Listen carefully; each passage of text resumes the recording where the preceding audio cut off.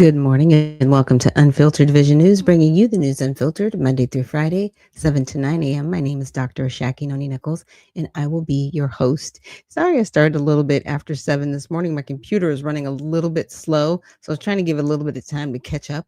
I don't know what's happening, but hopefully everything streams well this morning. So, welcome to Women in Wellness Wednesday, and it is open mic. So if there are any women out there that would like to join me this morning, please email me at unfilteredvisionnews@gmail.com, or you can send me a message through X.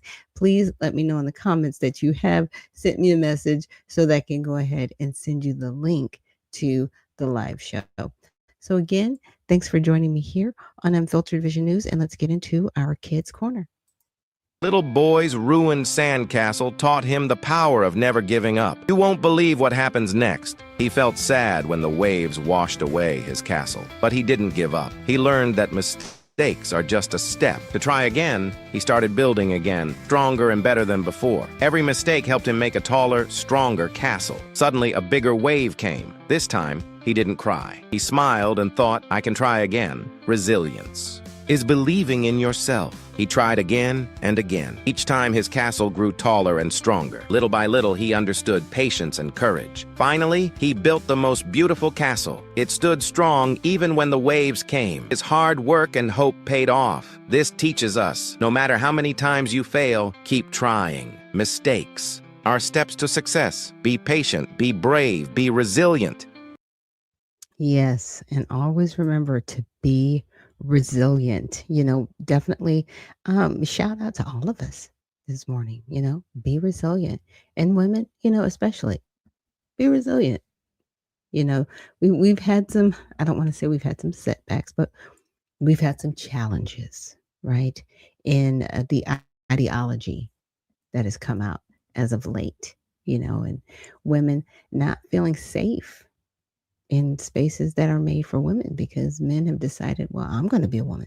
No, no.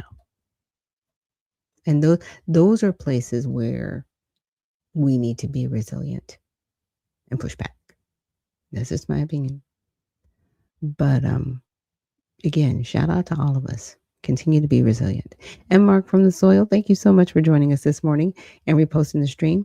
And with that, we're going to get into our how to honor God with our body. So, God, please guard our mind and our thoughts. God, help me to fix my thoughts on what is true and honorable and right and pure and lovely and admirable. So I will think about things that are excellent and worthy of praise. God, please protect my ears and help me listen to your voice. God, help me to be quick to listen, slow to speak, and slow to become angry.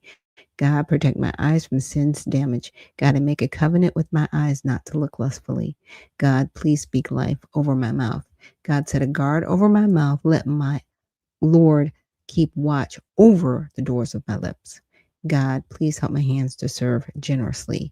God, help me to do good to everyone and especially to those who belong to our family in the faith. God, please protect my reproductive organs. Help me to honor you, God, with purity. God, help me to honor you with my body. And God, please protect my feet and help me to walk in your path. God, let your word be a lamp for my feet and a light on my path. Yes. So just a reminder this morning to get our hearts and minds focused, right? And set right on honoring God with our bodies. So thank you again for joining me here on Unfiltered Vision News. Again, this is Women in Wellness Wednesday. And if you would like to join me, it is open mic. Just let me know in the comment section. And good morning, Spud McKenzie. He's joining us from YouTube. Amen. And good morning. Thank you so much for joining us here. So some of the news I'm going to start with getting into, there's been so much news. I really didn't know where to start because I always try to do, get us the few things set up the day before, like, okay, this is good. By the time I wake up in the morning, I'm like, oh my goodness, it's just fast and furious. It's coming at us quickly. So what I'm going to cover are things that are going to be coming more so down the road, and also to understand why we've had some of the bottlenecks with the appointments that have gone on with President Trump. So let's start with this first news article.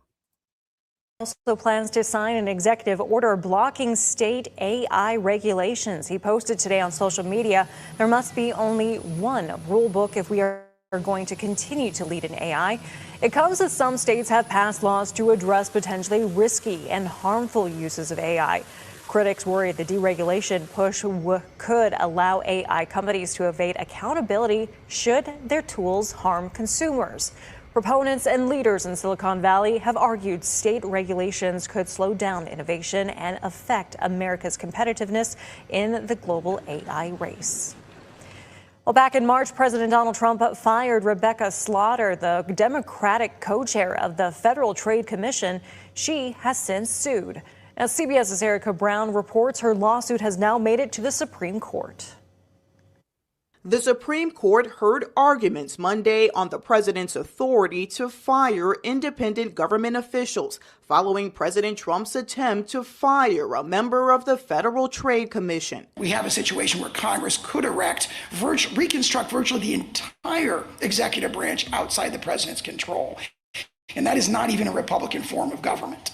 But that is the logic of the position that's being advanced here. The Trump administration argued the high court should overturn Humphrey's executor, the landmark 1935 ruling that restricted presidential power to fire members of an independent agency.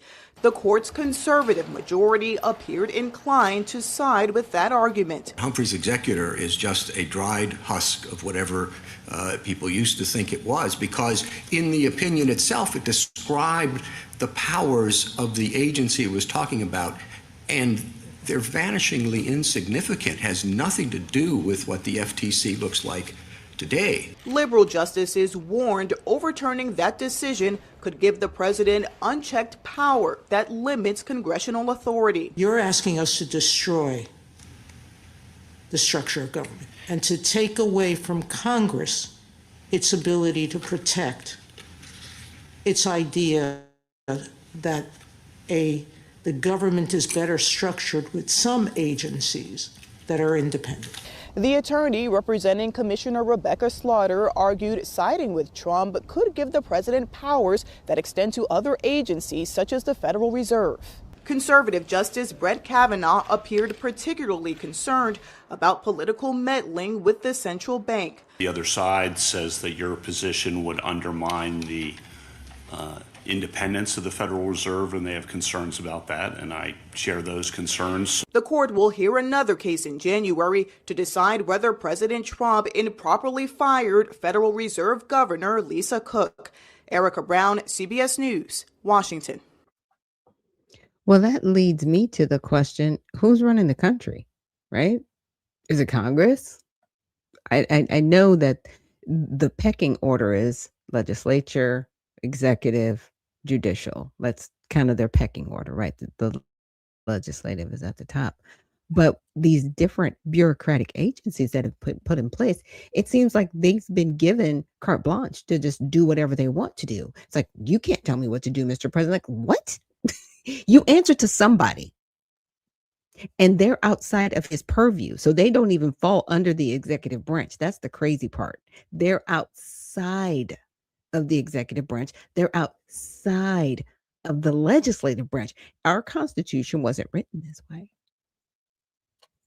But these bureaucracies saying we need these agencies and safety nets to hold government accountable. Now we see when they talk about, in my opinion, the deep state, these are probably some of the people that we're talking about. So I had to look it up, but I was like, what's going on with this Humphrey's order? So, of course, went to Grok and I was like, okay, I'm asking the question, what are you doing here? And it says, the Supreme Court has long grappled with the balance of power between the executive and legislative branches, particularly regarding the president's authority to remove federal officials. Okay, the president, and this is the sticky part, because they don't fall under the executive branch. So they're not necessarily in his direct purview, like, okay, you're subordinate to me, right? You are my subordinate. It's weird.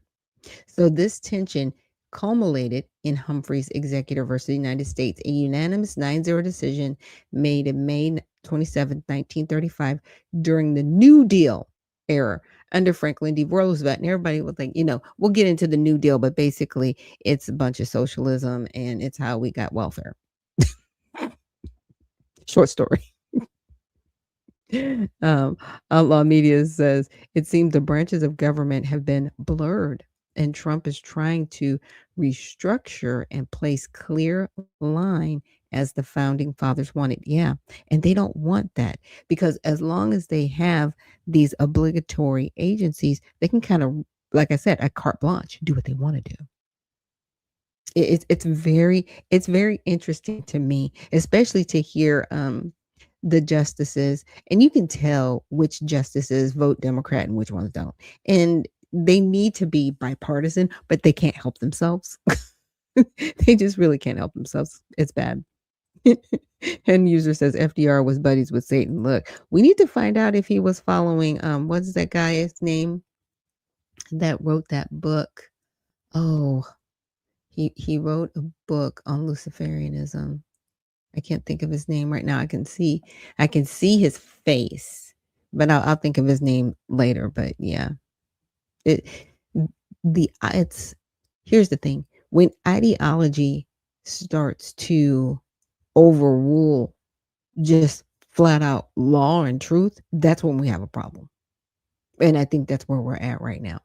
And those are the things that need to be sorted out within our federal government if we're going to actually have a republic. This is why Benjamin Franklin said it's a republic if we can keep it.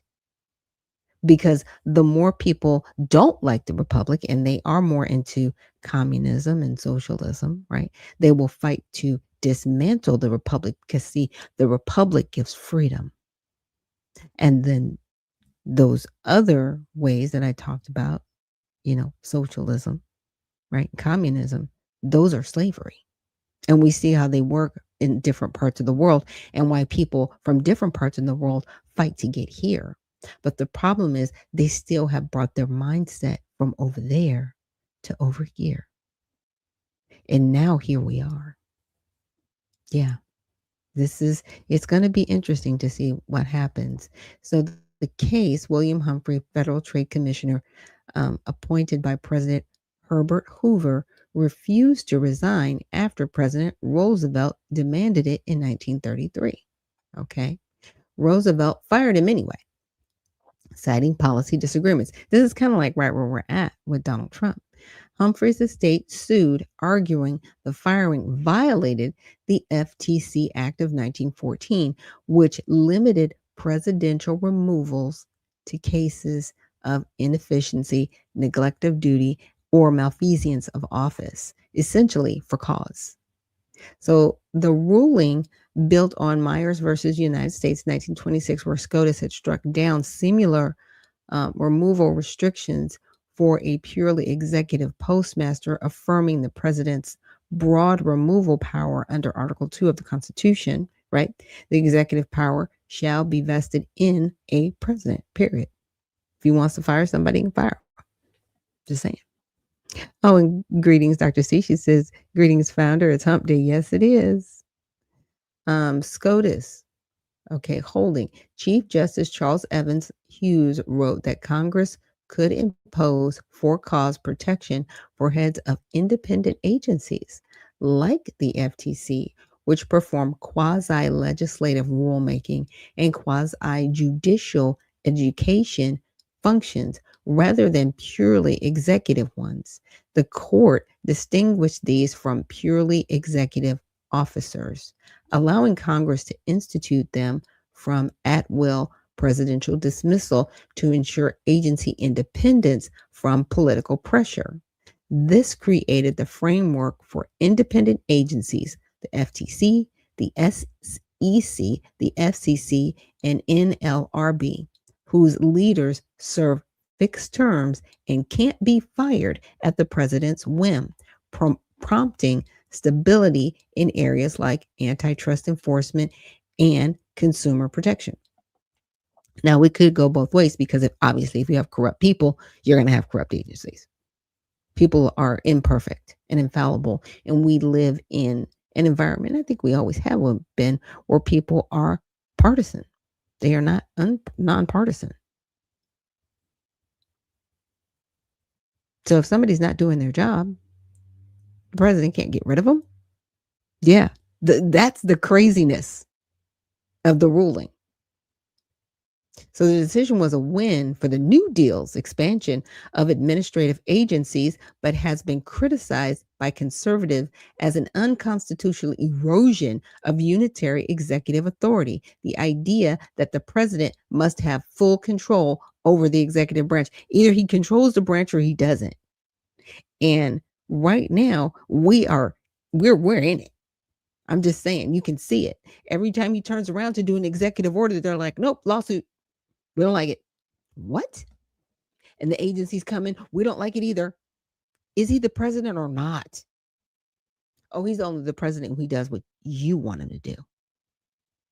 He's the president and he's in there because we want him to do what we, the people, want him to do. This is the problem with these agencies, in my opinion, because they are circumventing the will of the people. Acting like we're protecting the people. No, you're not. You're protecting yourselves and your ideology and all the things you want to push on us. You were not elected by us. You're appointed by somebody else. Stop it. It should be a clean sweep. Clean sweep. Everybody that's in there for their terms, when the new president is in, all those people should have to go. Period. Pack your bags. So every 4 years, those positions should be turned over. Those people should not be in those positions for like 15, 20, 30 years. Why? These agencies need to be abolished because they are creating things outside of the executive branch that shouldn't be there. And everybody says, well, they're there for guardrails. They're there for... No, they're not. They've ballooned government into an atrocity that no longer looks like a republic. We have a republic. In my opinion, if you're not listed in the Constitution, y'all need to just pack it up, shut it down, so we can get the work done, because you're in the way of progress. So SCOTUS's evolving stance, chipping away at independence. SCOTUS's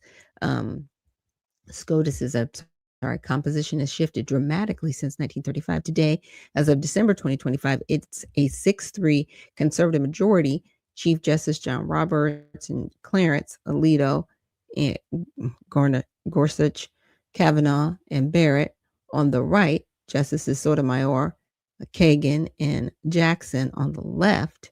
This tilt, solidified during Donald Trump's first term, has fueled a resurgence of unitary executive advocacy seen in cases expanding presidential power. So over the past decade, the court has incrementally limited Humphrey's executor without fully overturning it. So they've had other cases where they've had to hear, things that would come up against that ruling. So Free Enterprise Fund versus PCAOB in 2010, Roberts' majority opinion struck down dual layer for cause protections in the Public Company Accounting Oversight Board under the SEC. It's like layers upon layers of just garbage. And then they've created this infrastructure that you're like, why are you even here? It is, like I said, it's disgusting. Calling them a threat to presidential oversight. Okay. Celia Law versus CFPP. I want to say that's, Consumer Financial Protection Bureau. 5-4 for cause removal limits for the single director, deeming its structure too insulated. The court preserved multi-member commissions like the FTC under Humphreys, but signaled openness to revisiting it. Collins versus Yellen. extended Celia law to the Federal Housing Finance Agency, another single director agency, reinforcing that Congress can't unduly restrict removal for principal officers. These rulings narrowed Humphrey's scope to multi-member commissions, but left the core precedent intact for now. So House SCOTUS may overturn Humphrey's executive order 2025. The tipping point appears to be Trump versus Slaughter, argued before SCOTUS on December 8th, 2 days ago now. This case directly assaults Humphrey's executor and could lead to its overruling, dramatically expanding presidential firing power over independent agencies, right? So in early 2025, Slaughter refused to leave, arguing the FTC's Act for Cause provision upheld in Humphreys protected her. ADC Circuit Appeals Court sided with her, reinstating her temporarily, but SCOTUS paused that ruling pending review. So she hasn't been there since early in 2025. It's like, you're fired. No, I'm not. I can stay if I want. I do what I want. Really? Stop. If anybody watches South Park, you probably caught that. And good morning, Black Flag. It says good morning, founder. Thank you so much. And good morning, Black America. So Trump's argument, Solicitor General D. John Sawyer urged the court to overrule Humphreys entirely, claiming Article 2 demands exclusive and illimitable presidential removal power for all executive officers. They portrayed the FTC as a headless fourth branch. And it is, because if the executive branch, the person that we put in office, cannot say, hey, other agencies over here, these aren't people that we want in office. We want to put somebody else in, and there's no oversight over them, and they can just run rogue. What are we doing? You can't just do that. That's part of the problem. It's crazy. So unaccountable to voters. Yeah, I don't know who this lady is. No, did anybody vote for her? No. And how long has she been there? Like it raises so many questions, because until somebody's fired, you're like, well, why are you fired, and why are you fighting back? Like, why don't you just roll off into the sunset? Like, what are we doing? Get out. Obviously, you're not needed or wanted. I don't care. I don't care about your, if you're male or female. I don't care about the color of your skin. I don't care. If you were asked to leave, period. You fighting back to stay lets me know that there might be something nefarious going on, because we know we can't trust anybody in government, because they've shown that they can't be trusted. And I'm going to get into more of that in a little bit with the other videos I'm going to show. They can't be trusted. So you fighting back and not walking away lets me know you can't be trusted. You don't care. You can't be trusted. It's sad to say that, but that's just, in this day and age, that's what it shows. So they portrayed the FTC as a headless fourth branch, unaccountable to voters, arguing modern agencies have evolved into powerful executive enforcers, right, wielding prosecutorial authority that no longer fit Humphrey's quasi-judicial mode.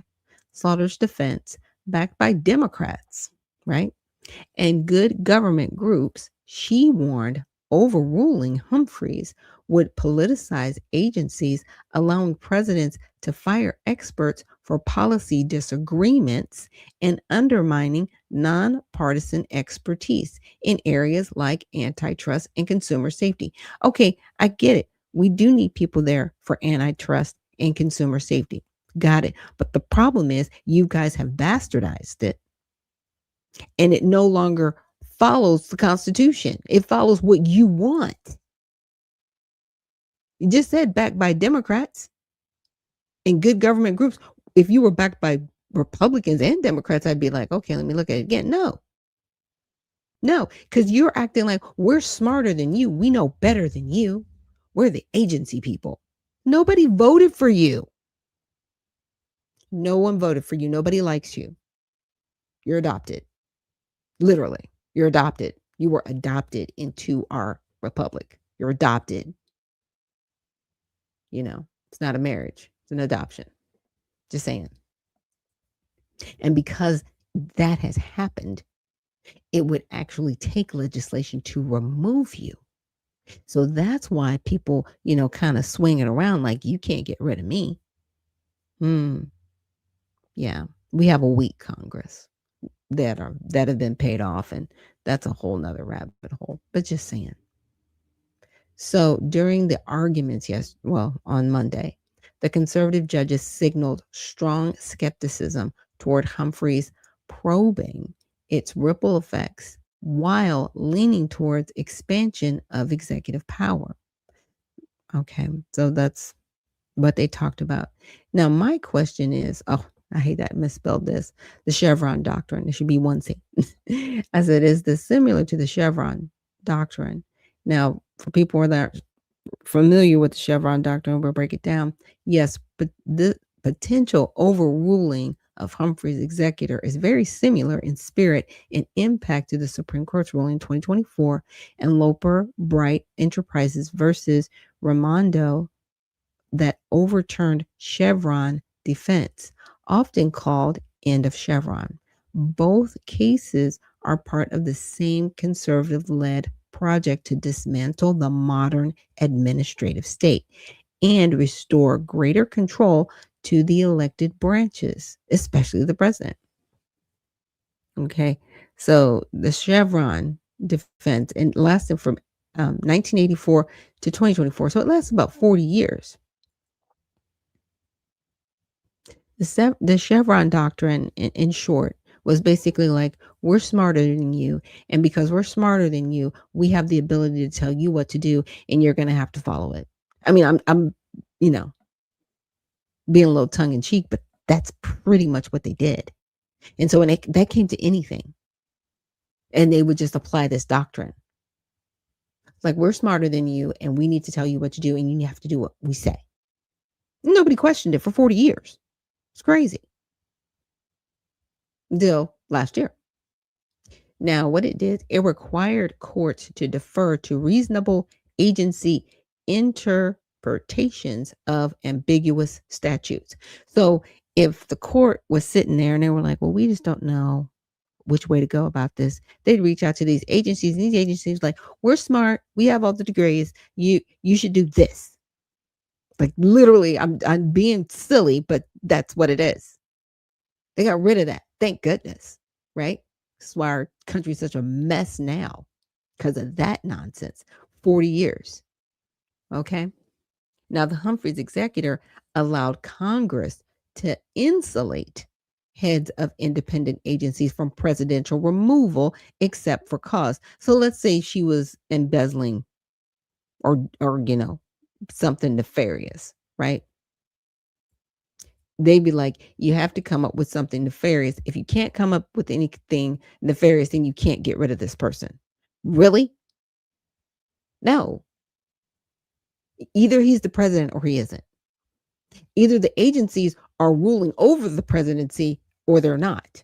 And we didn't vote for these people. So when you hear about the deep state and you hear about the overreach of government, this is what they're talking about. It's not the people that work for Congress or even under the executive branch. It's the agencies outside of that, like the Federal Trade Commission, right? Yeah. Or the Federal Reserve, which isn't federal at all. That's over the central banks. Like, it gets really interesting and deep, but they don't answer to the president. They don't even answer to Congress, but they're protected by Congress. It's creepy. Like, why do we do this to ourselves? It's really weird. So the core effect gave agencies broad policy-making power without much judicial second guessing. Now, this is gone now. Okay, thank goodness. But again, 4 years. Gave agencies independence from presidential control, making them less accountable to the elected president. That's what we see happening. Yeah. Yeah, they can just run rogue, do whatever they want to do, and the president just has to deal with it. I just want them to be honest. And sometimes they're not. Like Jerome Powell right now, right?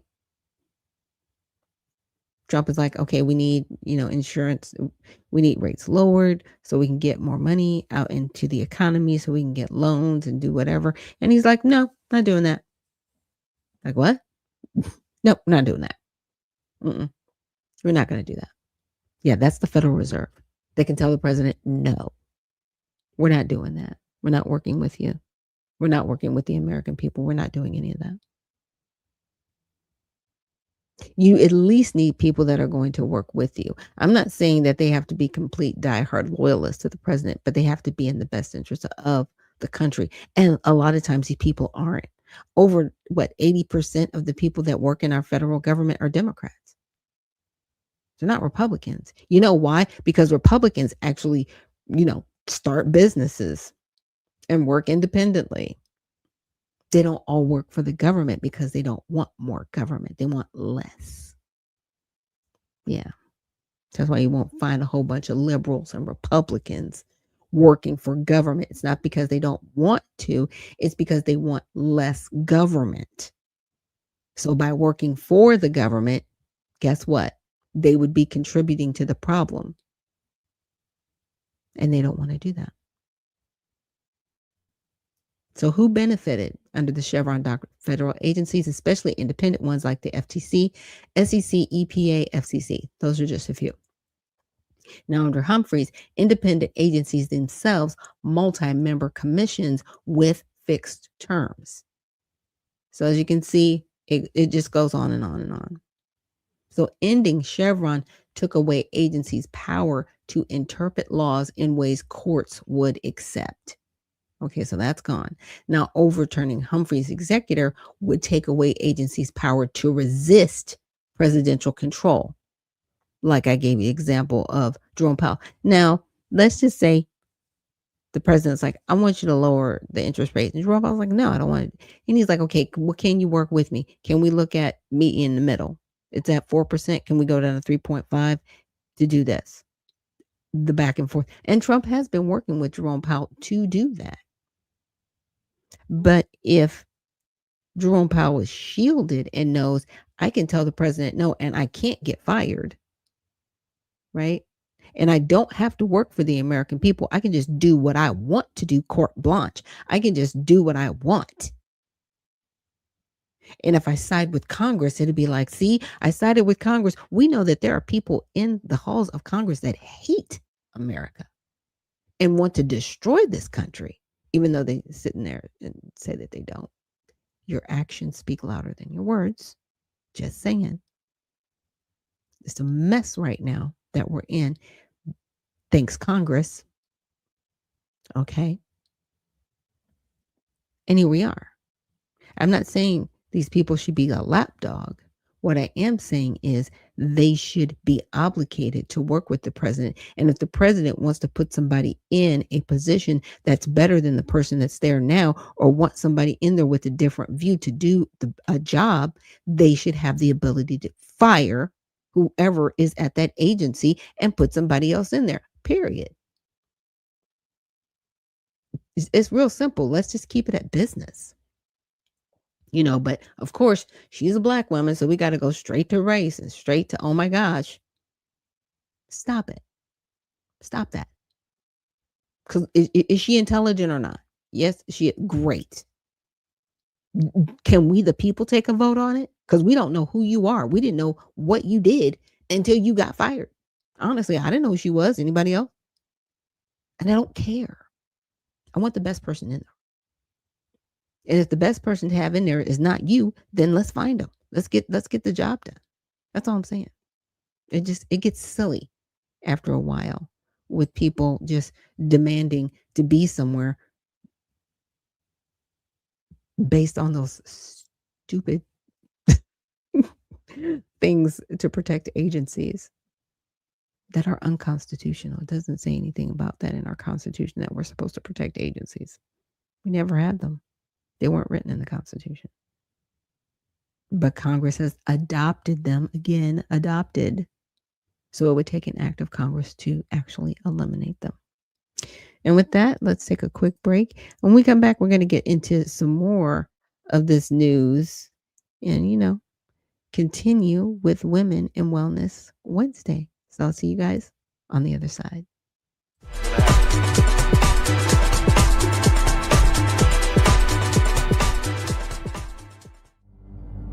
A life empowered is closer than you think. We're all looking for a better way. Reimagine what's next with a new sense of exuberance. Why not power on like you mean it? Or power off blissfully? A better sleep is a better awake. You've never moved like this before.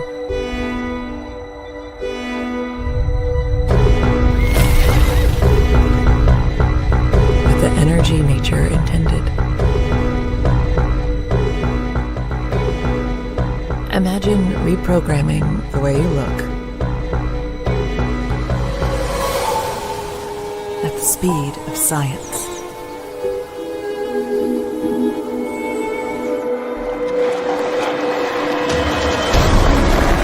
At longevity. At exhilaration. It's next level rejuvenation. Taking your well-being from the inside out and outside in. The light within is ready to ignite. Be the light. LifeWave.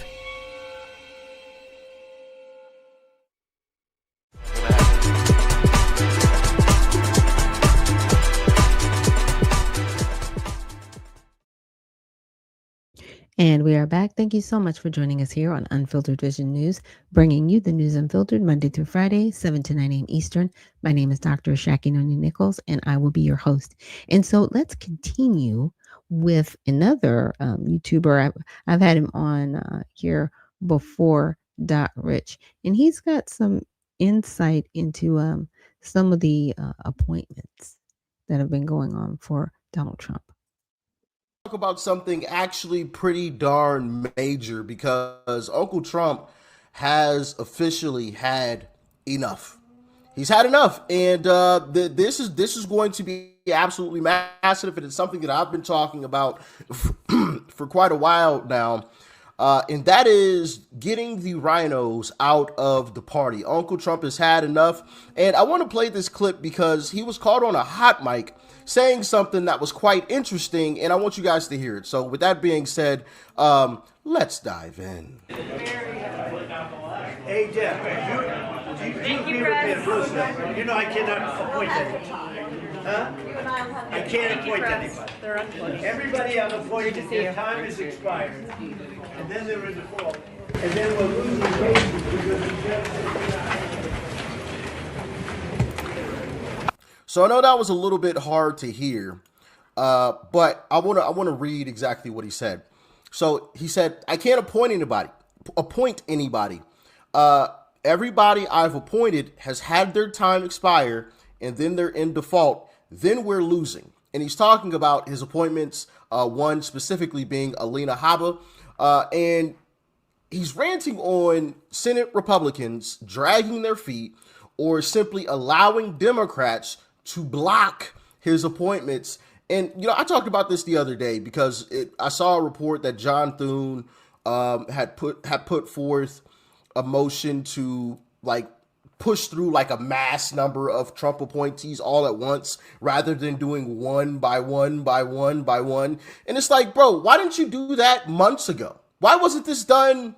I mean, this could have been done months and months and months ago. Now you want to propose this, and it hasn't happened yet anyway, but I'm sick of it, and so is Uncle Trump, and so you heard a little bit of that there, which I'm sure he knew the mics were around, so I think that was a warning shot, he's letting them know, hey, I'm watching you now. Now, I want to get into something else that he recently said when he was asked the question. Check it out. As U.S. Attorney for the District of New Jersey after the courts disqualified her. Do you have any comment on that? Well, she's not disqualified. You've got a blue slip thing that's horrible.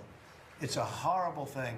It makes it impossible to appoint a judge or a U.S. attorney, and it's a shame. And the Republicans should be ashamed of themselves that they allow this to go on, because I can't appoint a U.S. attorney that's not a Democrat, because they put a block on it. So if you appoint in Virginia or in New Jersey or in California a U.S. attorney or a judge, I mean, a judge situation is ridiculous. The only people that you can get by are Democrats, because they will put a hold on it. If I put up George Washington and Abraham Lincoln to be U.S. attorney in New Jersey or to be U.S. attorney in Virginia, we have Democrat senators, they will not approve them. And this is a gentleman's agreement that's lasted for too long, and it doesn't make it, especially in light of what's going on today. It means you can't appoint a Republican U.S. attorney, and we don't play the same game with them, but they do. That's facts. And I hope that somebody speaks to Senator Grassley about doing something about the blue slip. So did you guys realize that? There's a gentleman's agreement basically saying that, like, the senators, so I live in Georgia, okay? We have 2 senators that are Democrat. And let's just say Donald Trump wants to appoint a U.S. attorney, right, to the state of Georgia, who's Republican. They have the right to refuse that appointment. Yeah.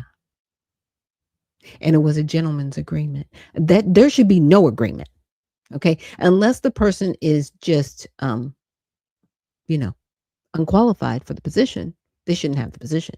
And why should judges be Democrat or Republican? Like, what are we talking about? But see, but now they've exposed the game through their hatred of this one man. I'm just telling you, TDS is real. I didn't think, I was like, look, it's real. People have lost their lunch crashing out about this man, but they've done it to the point that they've exposed themselves. So Alina Habba didn't go through with her appointment because she's not qualified. They didn't go through with her appointment because she's a Republican outwardly and wants to be U.S. attorney. Okay, fine, whatever. But they don't want to appoint any Republicans if they're Democrats. What are we doing? That should be nonpartisan. Period. And if the president's appointment should go through, the only reason they don't go through is if they're not qualified, not because of their political leaning.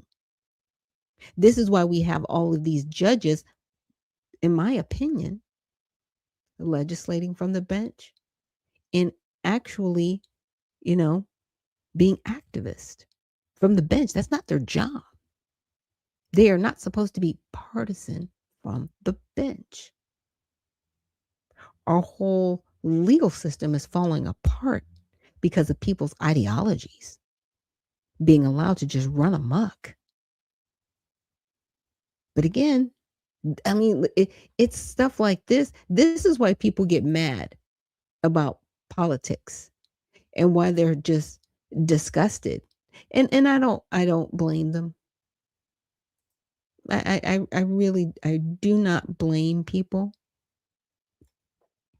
for their how should I say? I'm not going to call it bitterness. I won't say bitterness. But I will say for their emotions, regarding these things.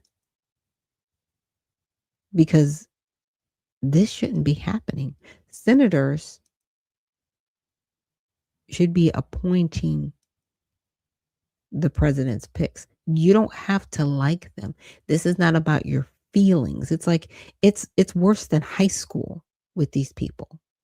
And we're going to continue on with the video, but it's just really sad how people have let their feelings and their emotions rule, you know, to the point where we don't have U.S. attorneys appointed in some of these states because of their political position, because of how they vote. We don't have U.S. attorneys doing their jobs to get a lot of these people who are here illegally off the soil because of people's feelings. And these are the people we need to get up out of office everywhere. So, senators, your job is on the line. 2026 is coming. I'm just saying, it's coming. Because I'm telling you, John, I put up great people, top people, highest education, the best lawyers to be like U.S. attorney, and both senators. It only takes one, but if they're Democrat senators, they say we're not going to approve it. I had a couple of them say, "Why don't you appoint Democrats?" All because Senator Grassley, with his blue slip stuff, will not let anybody go by. By the way, the Democrats have violated the blue slip provision on numerous occasions, but we don't do it. And what it means is, I guess I just have to keep appointing people for 3 months and then just appoint another one. And it's a very sad situation. We're losing a lot of great people. We have about 7 U.S. attorneys who are not going to be able to keep their jobs much longer because of the blue slip. Because unless, I think I know why they did that, to protect their ass. Okay, that's why they did that. But it should be done away with. I want to be able to appoint the most highly educated, the most respected people. They can't keep their jobs because of the blue slips. Terrible. Now, when I first came across this, I had no clue what the blue slips are or were that he was speaking of. And so I want to read this because I started doing a little bit of digging to try to figure out, like, what the hell is blue slips? Okay, so I want to read this from Insurrection Barbie. The single stupidest rule in the Senate is blue slip rules. This archaic rule originated in 1917 as an advisory role that now serves to only allow for partisan time wasting.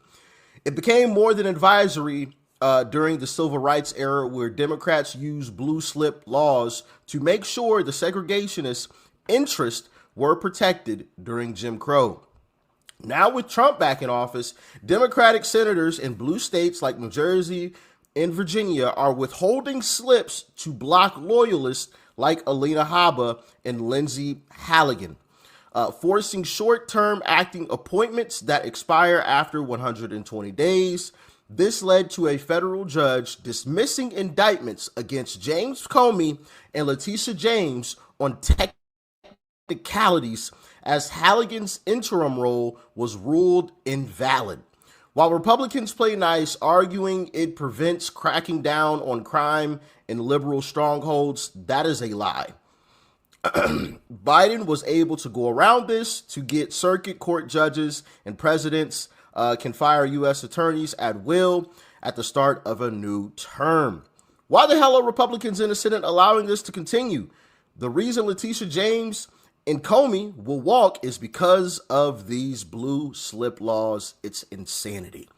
So basically, a senator can withhold their blue slip and basically kind of block any of Trump's appointments in blue states. So he'll never be able to appoint anybody in any single blue state. And Chuck Grassley is the individual that can end this, but he won't. Yeah, Chuck Grassley, you are now, matter of fact, I want to see, what is Chuck Grassley's Liberty score? I think I can guess what it is, but is he not on here? I'm trying to pull up his Liberty score here, but it's looking like he's not even there. Wait, his name Charles? Yeah, there we go. I'm stupid for that. Oh, what do you know? He has an F. Are we shocked? Absolutely not. You know who else has an F though? The guy that I've been talking about for quite some time now that I absolutely despise. What do you know? Leader of the Republican Party in the Senate with an F score, barely above 50%. Barely above 50. Despicable. Absolutely despicable. Sick of these clowns. You know who else has an F? You know, Susan Collins, but it's probably going to be difficult to get rid of Susan Collins because she's from Maine. That one's going to be difficult. But Lisa Murkowski, Alaska, what are y'all doing? Alaska, come on now. Come on now, Alaska. Mike Lee is at the top. Marsha Blackburn, Rand Paul. Although I'm not really the biggest fan of Rand Paul. I'll be honest. I'm not the biggest fan of Rand Paul. Y'all let me know if you are. He's not a Republican. In the comments. Tommy He's a Tuberville, Cynthia Loomis. Hopefully I'm pronouncing that right. Ted Cruz. Although Ted Cruz, he's a little questionable too, in my humble opinion. Josh Hawley's up there. So you got some folks up there, but for the most part, our Senate is like sea level and below, which is a shame. It's an absolute shame. Now, let's hop back into the meat and potatoes of this, because I want to play this clip from Chuck Grassley, because this isn't the first time that Uncle Trump has called out Chuck Grassley. And Grassley responded not too long ago. Check it out. Last night, I was surprised to see President Trump on Truth Social go after me and Senate Republicans over what we call the blue slip. Now, the people in the real America, not here in this Washington, D.C. and island surrounded by... I want you guys to take note. He's not actually speaking himself. He's reading something off of a paper that his assistants probably prepared for him. So how many people want to think it's written by ChatGPT? I think it's written by ChatGPT with a human tone. Yeah, because he doesn't talk like that. He's very slow on his feet. He's not a quick thinker. Mr. Grassley has been in there forever. It's time for him to retire, as you can see. It's time to go, bro. But I really think, I don't even think an assistant wrote this. I think the assistant had ChatGPT write it, and they did some slight edits to make it sound human. That lets you know how much of a snake this guy actually is. This is like Democrat level stuff right here. Why are you sitting here reading off of a paper if you're so offended? Just talk. Why you need to read that? Does anybody else find that weird? Why are you reading this? Now, the people in the real America, not here in this Washington, D.C. and island surrounded by reality, the people in real America don't care about what the blue slip is, but in fact it impacts in their states the district judges who serve their communities and the U.S. attorneys who ensure the law and order is enforced. I was offended by what the president said, and I'm disappointed that it would result in personal insults. Now, we're here to do business. That's a very important part of this committee's work, to do our constitutional duties of reviewing people that require Senate confirmation. Good morning. I was very offended at Trump issuing personal attacks. This is unacceptable. The reason why I said ChatGPT wrote it because he said real America like 4 different times. Like, bro. Who wrote that for you? What a snake. What a useless, wasteless, pathetic sack of skin. You know, like, come on, bro. Really? Really? Where is Chuck Grassley from? Where is he from? Hold on, let me pull this up really quick. I want to see where he's from. Iowa. I'm gonna need y'all to do something about this, brother. Okay? Vote this mother lover out. Vote him out, please. Now, should I get into... So, like I said before, Trump has talked about the blue slips before. He's called out Senator Chuck Grassley before. This is from August, back in August. I have a constitutional right to appoint judges and U.S. attorneys, but that right has been completely taken away from me in states that have just one Democrat United States senator. This is because of an old, outdated custom known as a blue slip that Senator Chuck Grassley of the great state of Iowa refuses to overturn, even though the Democrats, including Crooked Joe Biden, twice have done so on numerous occasions. So Democrats have done it, but Chuck Grassley, for whatever reason, isn't willing to. And what he's referring to is here's the deal. Just because those senators are like, no, we don't want it, they can use a nuke code is all I'm saying. They'd be like, you know what, we're overruling you, we're appointing this person, we're done. And that's it. That's all they have to do. That's all they have to do. But Grassley wants to sit there, butt hurt. Yeah, he's gonna call you out, bro. Really? Who do you think you're dealing with? You are not dealing with a nice person. Okay? Even MTG is like, he's mean, he's angry. He is a CEO. He will cuss you out at 9 and call you at 11:45 and say, well, we're going to lunch. And we'll talk to you about the forecasting that we're going to get into next quarter with a smile on his face as he's sipping whatever he's sipping on. I need y'all to get there. This man is not a politician. He does not care about your feelings. Like I said, he will cuss you out at 9 and go to lunch with you at noon. Y'all better get there.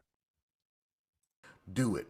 Now, I say Trump has had enough because Trump's chief of staff, Susie Wiles, I believe that's how you say her name, recently went on a show, and this is what she had to say. He's going to have a fun next year, but we're going to put him on the campaign trail too. Typically, just a little bit of campaign speak, if I may. Yeah. Typically, in the midterms, it's not about who's sitting at the White House. It's you localize the election, right, and you keep the federal officials out of it. We're actually going to turn that on its head. Good. And put him on the ballot, because so many of those low propensity voters are Trump voters. Yes, they are. And we saw a week ago Tuesday what happens when he's not on the ballot and not active. So I haven't quite broken it to him yet, but he's going to campaign like it's 2024 again. Oh. For all these people that he helps. He doesn't help everybody, but for those he does, he's a difference maker, and he's certainly a turnout machine. So the midterms will be very important to us. He'll work very hard to keep the majority. Yeah, we can't afford to have this stalled. No. And one of the things I keep telling people, and I'm sure we're going to talk politics. I got to talk this. I am so frustrated with all of the people that gave abundantly to organizations like ours and others over the last 4 years to make sure that we won. And our objective was threefold. We didn't just want the presidency. We wanted the House. We wanted the Senate. And we were very strategic on where we went, how we focused to get those moms out. And now it's like they're all sitting on their laurels and going, oh, we're good. I'm like, I don't think you realize how good we aren't. Yeah. And this with swipe of a pen and one election can change everything. And the majorities in both houses are so small. Right. They are. This is a good Senate year for Republicans. Every 2 years is what it is for House members. So there's candidate recruitment. The president started raising money for the midterms the day after the election. Good. And he's sitting on a huge war chest to help these people. And he'll use it. And he'll use himself, and he'll use his money that he's raised, probably his money too, and nobody can outwork him. So there's every reason to be confident, but we have to actually get it done. Yeah. So yeah, not only is Trump calling them out publicly, but apparently he's going out on the campaign trail, and I can almost guarantee you that he's going to be campaigning for their primary opponents. 100%. It is coming. It is here, and it's about to be phenomenal next year watching it all happen, because boy, I cannot wait to get rid of people like John Thune. Actually, no, Chuck Grassley, he just won his election, so he's not up for re-election for quite a while, it seems. Let's see. I want to see who is up for re-election here soon. Okay.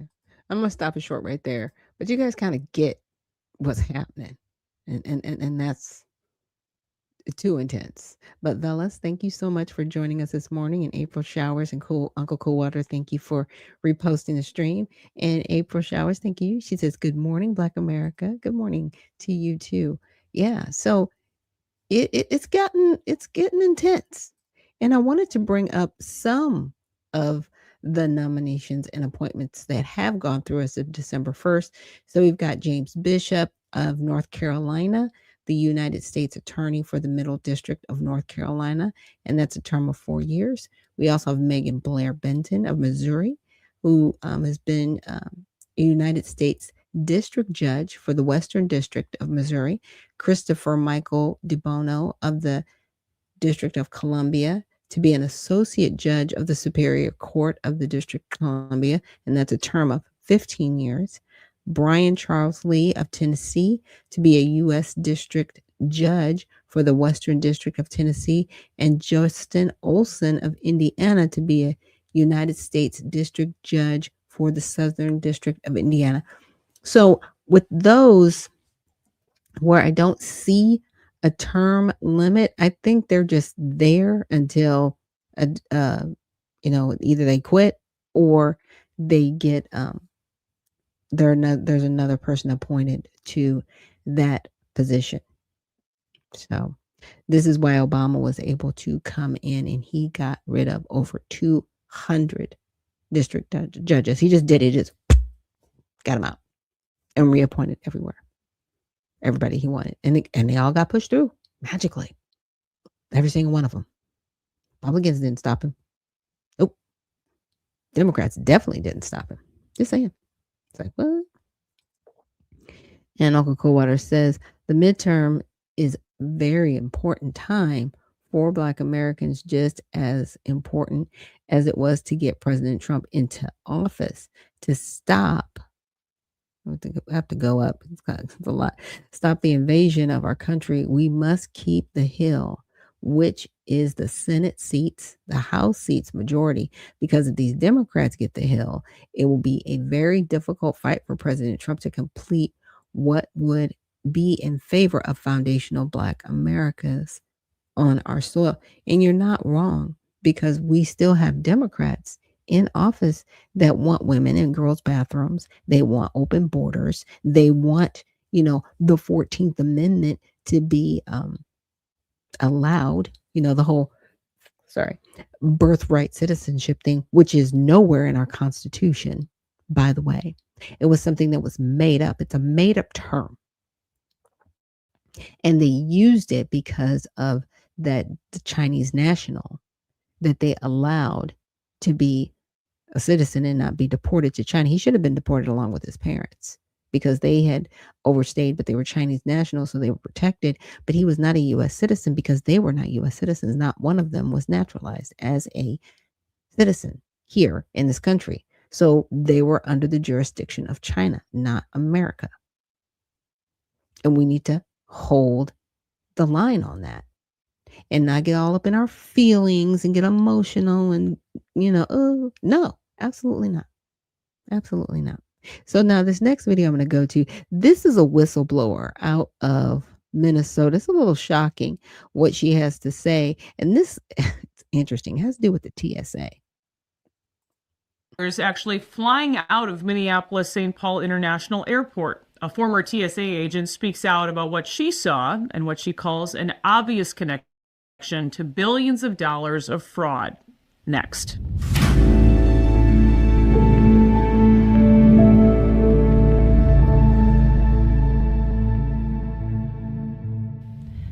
Liz Jackska joins me. She is a former TSA agent who worked at the Minneapolis-St. Paul International Airport from 2016 to 2021. Liz, thank you for joining me. You're welcome. Thank you, Liz. I applaud you and Alpha News. We appreciate that. I have to say, though, this sounds like something out of a spy movie. People going through security and getting on planes with suitcases filled with millions of dollars in cash. Tell us what you've actually seen as a TSA agent during the time you worked there.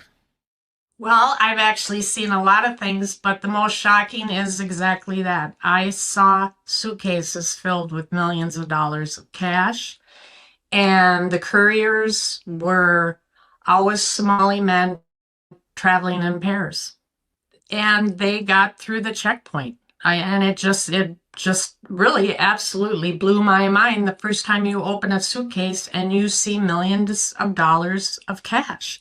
And typically what would happen is a Leo or a law enforcement officer would come, check their credentials. I don't know what kind of questions they asked them, but their IDs were always documented, and probably their plane tickets as well. So there is a trail of that out there.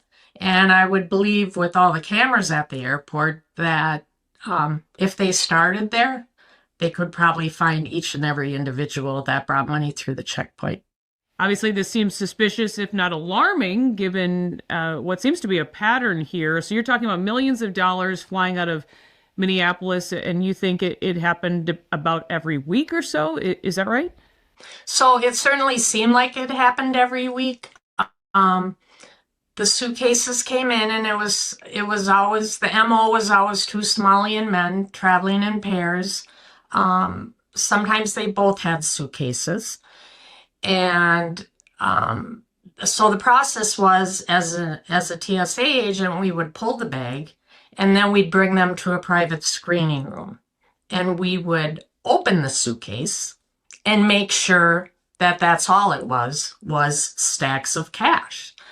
And a Leo would come and maybe question them and for sure take a picture. And Leo is an abbreviation for law enforcement officer.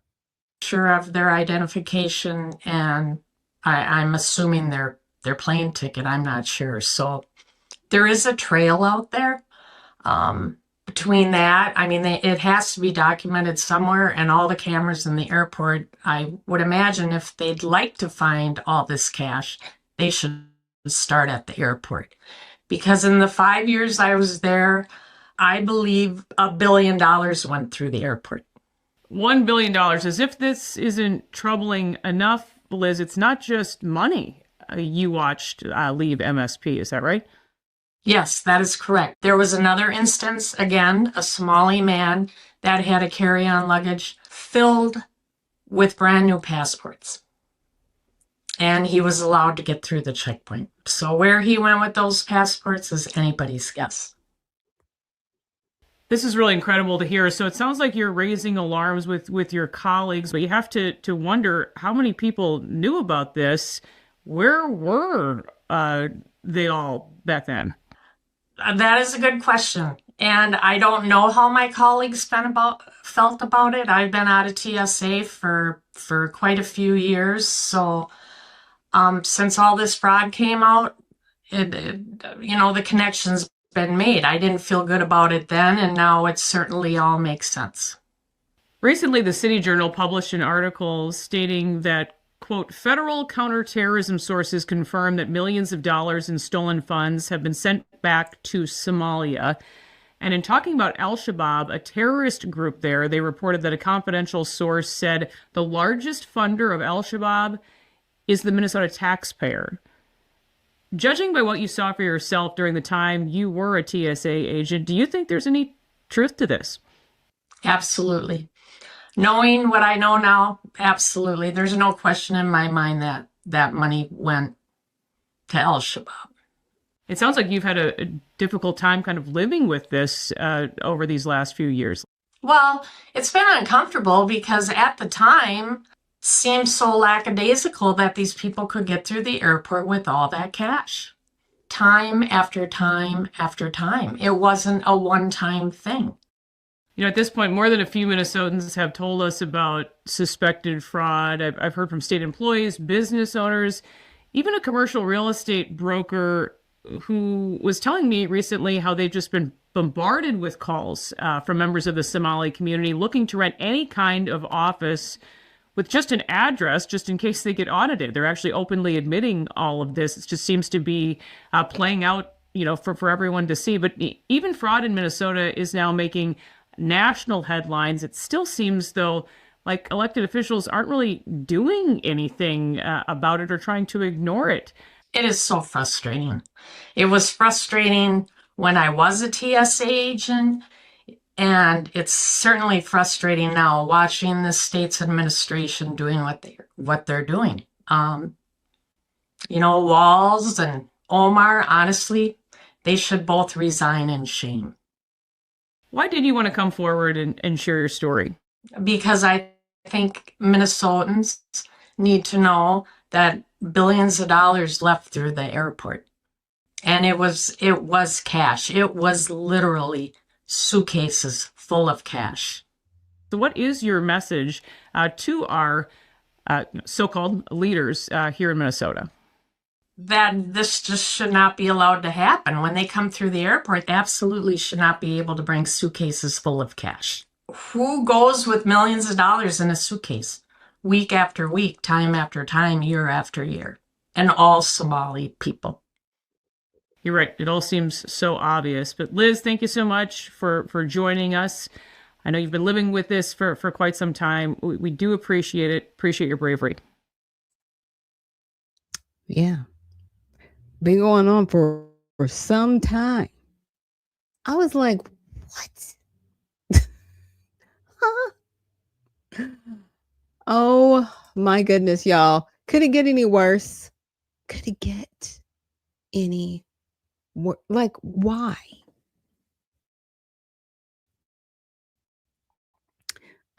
Okay, so I had to, I had that with Grok, like, what? Huh? How do you okay. Okay. I'm trying to find the right one that I did. Okay.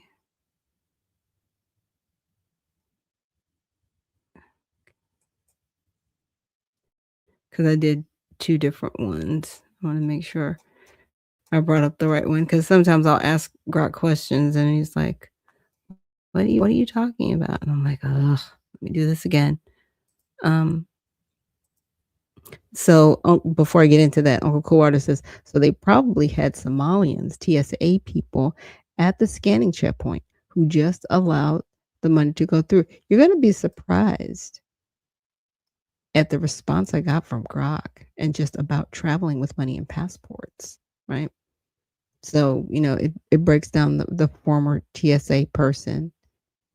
And it says the cash was always declared screened in private rooms to confirm it was just cash, right? And documented by law enforcement officers who checked the courier's IDs and tickets before allowing them to board international flights, often without further intervention. Right? So it is just recounting, what she said. So, of course, it's like, how could this happen under the federal agency like TSA, right? Because they're supposed to, look for different things. But see, their job is like bombs and stuff and threats. Like, that's their job. Their job isn't this kind of crime, which is crazy, right? But I'm just telling you, I'm just trying to set this up for you. So TSA is a federal agency under the Department of Homeland Security, tasked primarily with aviation security, screening for weapons, explosives, and threats to passenger safety, not investigating financial crimes or money laundering. Okay. Yeah. So while the events JAXA describes raise serious red flags about potential criminal proceeds, right? Maybe amongst the $250 million and all that stuff, they could occur due to a combination of legal, procedural, systemic, and cultural factors, right? Just like how Uncle Rock was saying, well, maybe there are Somali TSA people just allowing this to go through, but it was probably all the TSA people allowing them to go through. Because you got to remember who their governor is. And you have to remember when the TSA people are hired by local DHS entities, kind of like local FBI, they're going to hire the people that are in the area. Yeah. Those are the people that work at the airport. So cash transport is largely legal. Did y'all know this? I didn't know this. Maybe this is how the drug dealers have been getting away with, just running cash through the airport all these years. Because there's nothing else in there but cash. So that's okay. So U.S. law allows travelers to carry unlimited cash. Did y'all hear that? Unlimited on domestic or international flights, as long as amounts over $10,000 are declared to customs. So all they have to do is make sure customs knows, hey, it's just money. That's all we're taking. To prevent money laundering.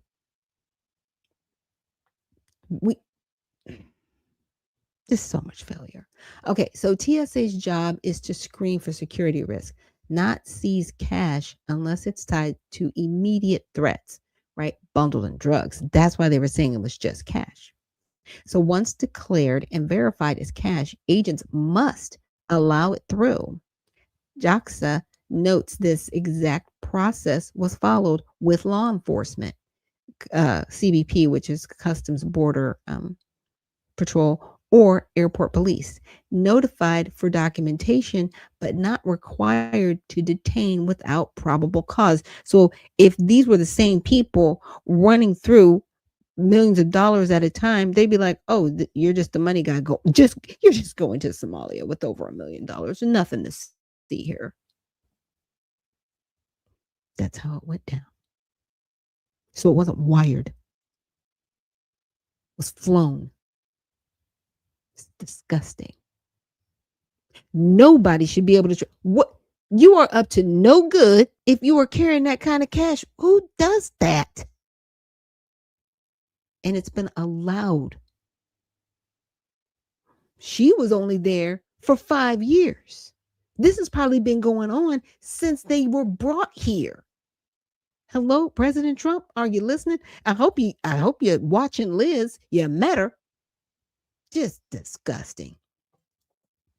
So hand over to other agencies. Suspicions are escalated to specialized entities like Customs and Border Protection, right? The FBI, IRS, for financial probes. In Jessica's account, IDs and tickets were logged, creating a trail via cameras and records, but no evidence suggests follow-up, arrest, or seizures occurred.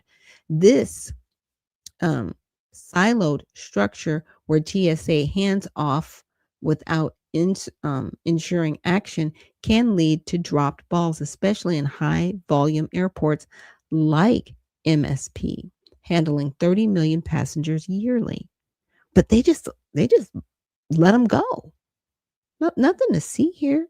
We know you're from a very poor country, but there's nothing to see here. You bringing millions of dollars back to Somalia. Nothing to see here with the passports. And we'll get to that passport question here in a second. But systemic issues in federal agencies, understaffing, and over-focus on security, that's always an excuse, right? They want to pat you down for a bullet, but they're going to let somebody roll through for $1 million. Stop. Just disgusting. So potential cultural and political sensitivities. Oh, we can't talk about the Somalis, that might be racist. It's not racist. Okay. Y'all, the spotlight is on you because of the theft. And as you can see, even the lady brought up, she was like, I have friends in real estate where Somalis are en masse trying to get brick and mortar businesses, or at least addresses, right? Where they say they have somewhere that they're doing their businesses out of, because they know if they get audited and it's just coming to the mailbox at their house, they're going to be found out. So they're still committing crime. This is just, like Trump said, this particular group, they have to go.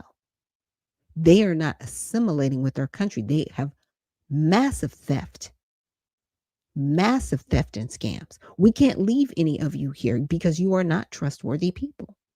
You are not Americans.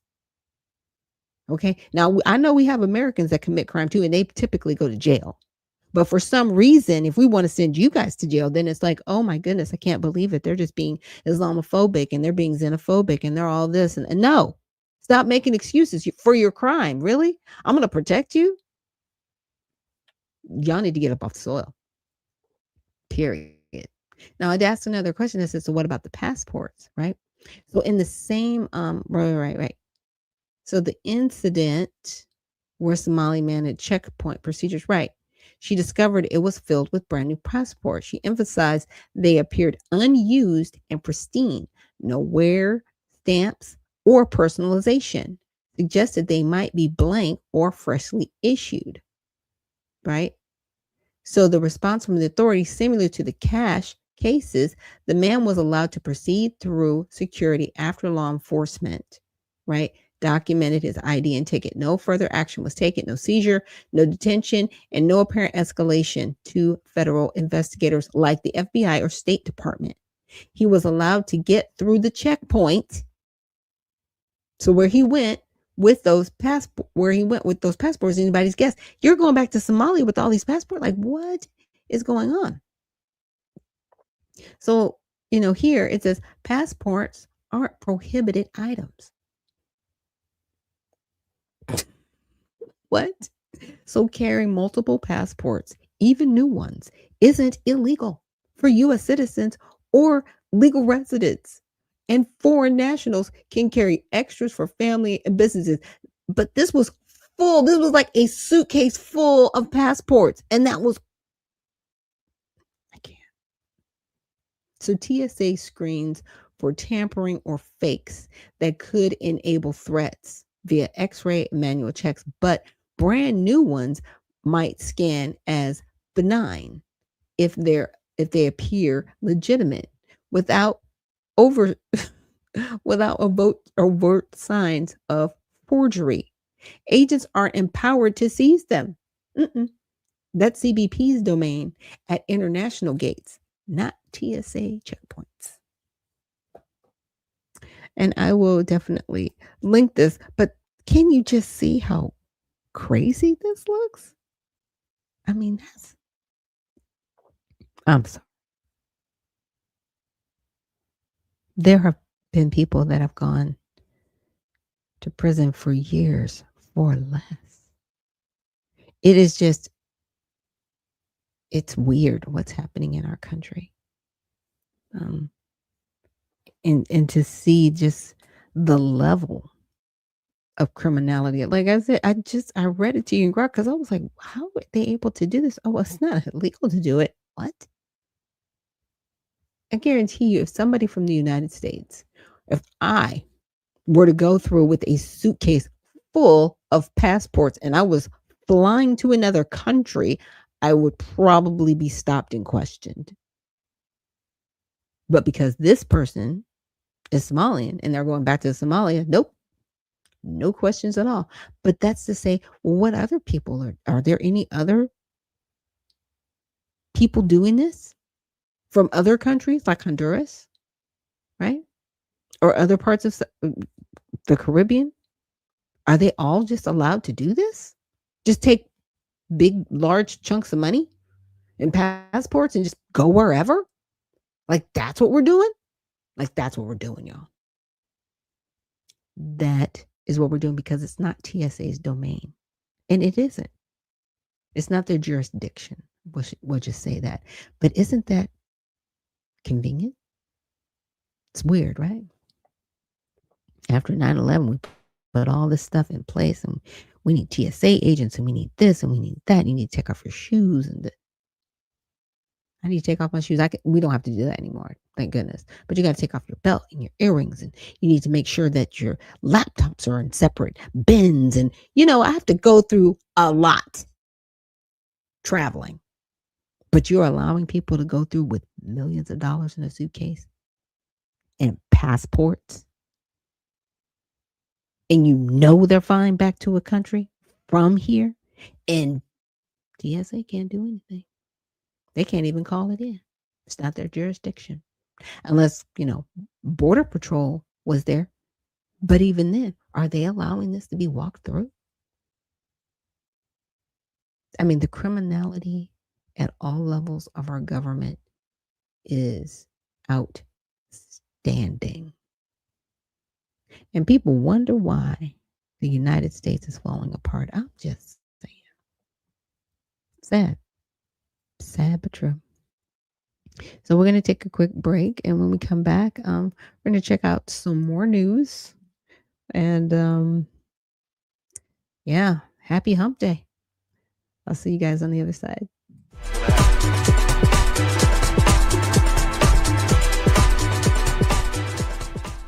At all sides, we give bias ratings for hundreds of media outlets.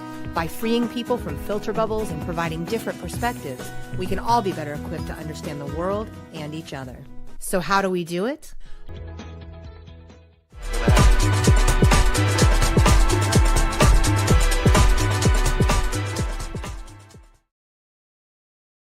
And we are back. Thank you so much for joining us here on Unfiltered Vision News, bringing you the news unfiltered Monday through Friday, 7 to 9 a.m. Eastern. My name is Dr. Ashaki Noni Nichols, and I will be your host. And so I wanted to share with you guys this post. It was reposted by Mr. Musk on X. I'm just trying to get it a little bit more lined up before I play it for you. And basically, it's Ketanji Brown Jackson of the U.S. Supreme Court. And this is kind of going back to where we started, right? When we were talking about the Humphrey Act. Basically they feel that the experts are smarter than the president, and people is like, oh my goodness, you have to rely on them. Telling we live in such an upside down world. But anyway, let me share my screen. And I just wanted to read the caption. So Justice Jackson claims president has no right to fire experts running government. Okay, interesting title. So at today's Trump versus Slaughter hearing, and that happened on Monday, Justice Ketanji Brown Jackson openly questioned whether a president should control the bureaucracy. Now, I just want to get a poll from the chat. Do you think the president should be controlling the bureaucracy, or should the bureaucracy be controlling the president? I think it should be the other way around. I think the bureaucracy is run amok, right?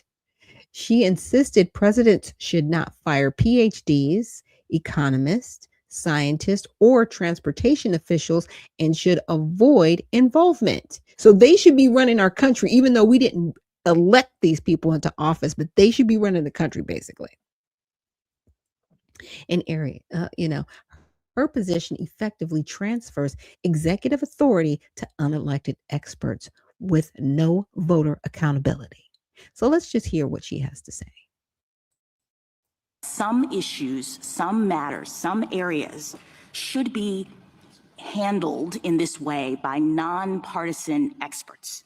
That Congress is saying that expertise matters with respect to aspects of the economy and transportation and the various independent agencies that we have. So having a president come in and fire all the scientists and the doctors and the economists and the PhDs and replacing them with loyalists and people who don't know anything is actually not in the best interest of the citizens of the United States. These issues should not be in presidential control. So can you speak to me about the danger of allowing in these various areas the president to actually control the Transportation Board and potentially the Federal Reserve and all these other independent agencies? In these particular areas, we would like to have independence. We don't want the president controlling. I guess what I don't understand from your overarching argument is why that determination of Congress, which makes perfect sense given its duty to protect the people of the United States, why that is subjugated to a concern about the president not being able to control everything. I mean, I appreciate there's a conflict between the two, but one would think under our constitutional design, given the history of the monarchy and the concerns that the framers had about a president controlling everything, that in the clash between those two, Congress's view that we should be able to have independence with respect to certain issues should take precedence. Okay. So the problem comes in with her logic, in my opinion. Because we allowed right? Under the New Deal, under Roosevelt, we allowed this socialist, I won't call it communist, but I will call it socialist mindset to come into our country. This is where we get the welfare, Social Security, different things of that nature. They started bringing in people that were still loyalists, right, to be agencies to say, well, we have expertise in this matter and we can help assist in decision making, right? That's how it started. Now it's metastasized into this cancer that are these bureaucratic agencies that feel like they don't have to report to anybody, not even the Congress. They just carte blanche are able to say, this is what we say you should do, and you better do it. They're not elected. They're not. They're appointed. And they think, okay, if I'm appointed for life, and you can't fire me, you can't get rid of me, because I know better than you. Now, in Ketanji's world, the president, should not have any ruling power. He shouldn't be able to tell anybody else what to do. He should have no brain, right? He should only be told what to do by these other people who are not elected officials, how to run the country. Well, so far, that logic has gotten us into open borders, a horrible economy, right? We went through a pandemic. It got us into a world of disgrace with your logic. And so now we have a president that is a businessman who's like, hey, we got to right these wrongs. We have to fix some of this. Some of these things need to be adjusted because they are lopsided. And instead of her saying, well, we just don't have kings here. No, we don't have a monarchy and we don't have kings. We do have 3 branches of government. The problem is we have too much government. That's the problem. And nobody wants to say that. We should never have outside agencies telling the president what to do. If they want to have these agencies to be there as a buffer to say, hey, you may want to rethink this. I know you can make whatever decision you think is best, but you may want to rethink this. That's all their job is. But the problem is they are like, no, what I say is law, mandate, and you have to do it. If you go against it, we're going to take you to court. That's where we've been. And this is what people don't want. They don't want this. They do not want unelected officials in office. And we have a person who is a Supreme Court justice backing the agent. You heard her. She's like, we have all these people here for a reason because they're smart. They're stupid. They're the dumbest people on the planet. I'm going to say it like it is. They're stupid. You know why? Because they're not perfect. They don't know everything. I don't care how many degrees they have. We are all equal. We are all in this cesspool together. Yep. Now, you may think differently on certain things. You may have more knowledge in other areas. That doesn't make you wise if you really haven't applied the knowledge to gain wisdom. And see, people that are wise don't abuse their authority. That's why I call them stupid. Because they are constantly abusing the authority that they've been given. And they want to use it for the interest not only of themselves, but of other people who don't care about this country. It is very, very fascinating. Oh, we have a guest that wants to come to the stage for Women in Wellness Wednesday, and she's been on our show before. Consuelo, let me bring her up. Hey, thanks for Grand joining me. Rising. All right. Look, I'm going in. Yes, as you should, because, this is, to me, a part of the coup d'etat of our federal government. I've been saying that how the Democrats are coming in, right, and attempting to control everything that the president does. as if he doesn't have a right executive powers to do certain things. And the other thing I don't think people understand is that African Development Foundation is one of those independent agencies. ADF. Oh, okay. Gotcha. They want our money. They have offices in an independent agency or organization, and we don't have an Office of Freedmen Affairs or a Bureau of Freedmen Affairs, and we're the American citizens. Wow. On our soil. On our using soil. using our dollars to do it. Like, to that should develop infuriate the people. different countries of Africa. What? That's Why? what it's there for. Why are we even doing that? And see, that's the kind of stuff that we should collectively be like, okay, President Trump, you need to shut this down, you need to end this. But there would be an uproar, there would be. And then it'd be a court case. And then everybody be running and gunning, trying to save another country that's siphoning money out of our country. Yes.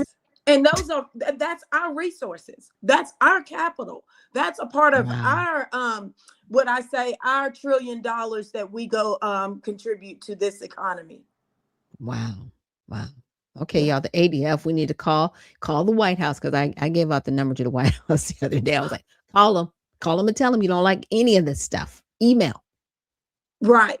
And the other thing I think is important is that they're with the whole immigration piece, right? They're doing an immigration moratorium.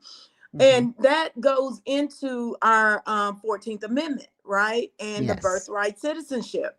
You just start cutting everything off, because at this point in time, we have to get back into our Americanness, because we've been infiltrated. Yes. Yeah, we have, like I showed that table, with the Chevron doctrine, and it started in 1984. Curiously enough, I always think of the book 1984 by George Orwell, in that dystopian future, right? And it was kind of telling how it ended after 40 years of all of the dismantlement that it put forth to literally destroy our republic from within. Using these agencies. So it was interesting to just hear Ketanji say what she said. I was like, are you serious? Are you for real right now? You're like, we should have agencies telling them. No, that's not in the Constitution. They're going to contest that her appointment is not correct because of the auto pen. I know, like, there's so many things on the chopping block, and I know, and a lot of people, they're just like, no, it's Constitution. No, it's not. Yeah. No, it's not, because he can't be Dr. Evil on Thursday and inept on Tuesday. Well, not also, they're talking about he's removing PhDs and engineers, but I've seen him place PhDs. Dr. Oz is very well known. He is, right, and he is a PhD. He's a medical doctor, PhD, like a full doctor, like had patients, not he was like a Dr. practicing doctor, not like Dr. Fauci that had a medical doctor degree and never had a patient. Just saying, right?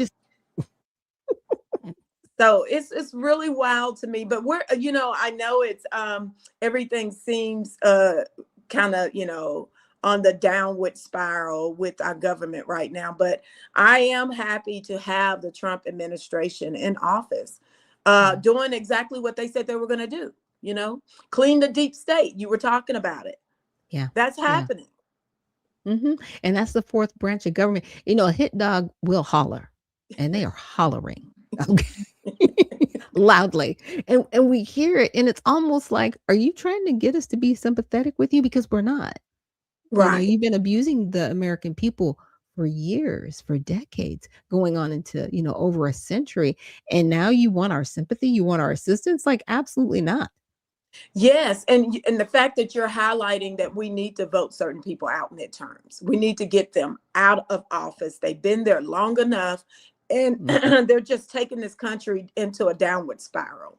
It's not going to prosper as long as we keep voting for those same beings that have put us in this situation anyway, So, and then them creating this fake fourth branch of government. Yeah. But I'm that's like, wait a minute. We know about they say what the media is really the additional part of government. But at the end of the day, they've created this whole enclave within our government to dictate to the president which is a part Right. of their coup d'etat. That's the way I Right. see it. Right. Because you've got the Federal Trade Commission, right? You've got the Federal Reserve. That's not federal, by the way. And it's so weird because obviously they use that name federal so people would think, oh, it's a part of government. It's not.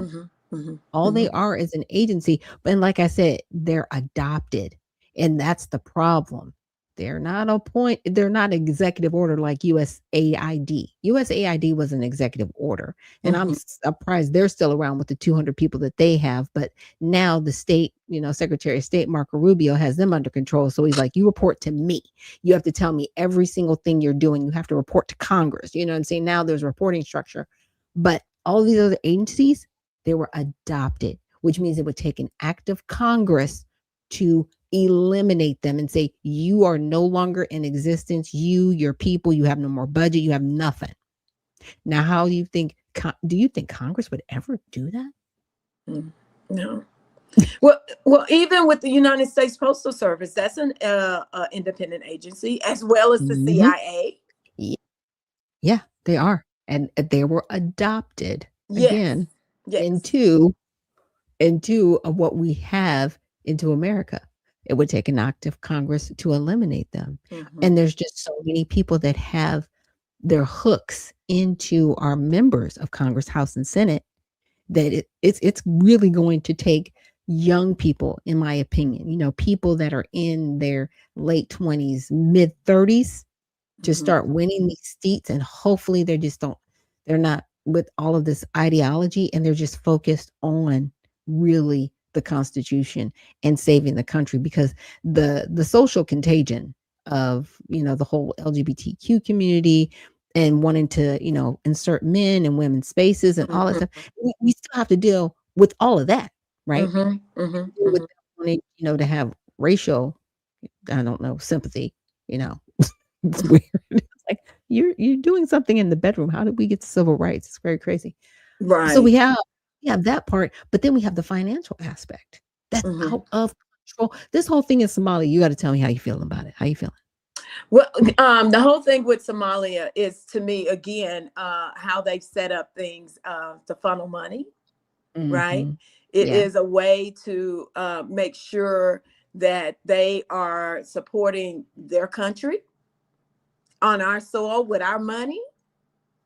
So there's a lot going on with Somalia, and that the fact that they are, again, foreigners, right, that have come to our country, and they have propelled them over the Americans, us, the freedmen.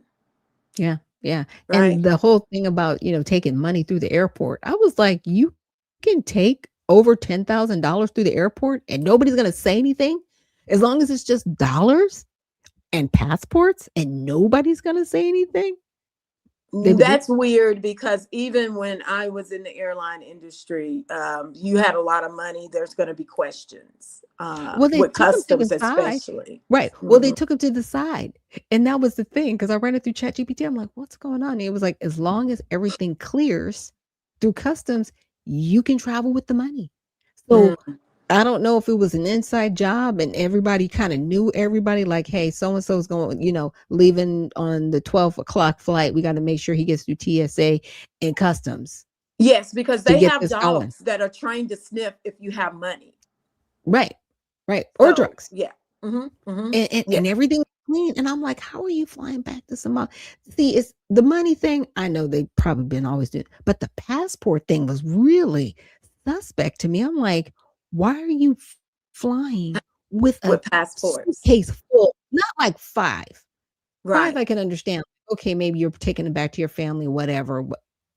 A suitcase full? Yeah. That's just fraud on its face. Like, what are y'all doing? Are you running a passport mill? Are you stealing identities? Are these blank? Like, what is going on? Well, they said a lot of American identities have been stolen, especially if they're dead or deceased. Yes. And they're just repurposing the social security numbers. Yes. So wow. It's all of these little things are now coming together, right? And you can tell it's a top-down approach. Yeah. And my thing is, like, we're seeing now, I know you all have heard me speak about what happened when I was attempting, or me and some others were attempting in Florida, to make sure there was some bills presented to be passed that Yeah. basically specifically dealt with us, right? We Mhm. were I could say bogarted, or made sure there was barriers put in place. Now we're seeing it also happen real time with the president on the top Mhm. level. Yeah. Yeah. Yeah.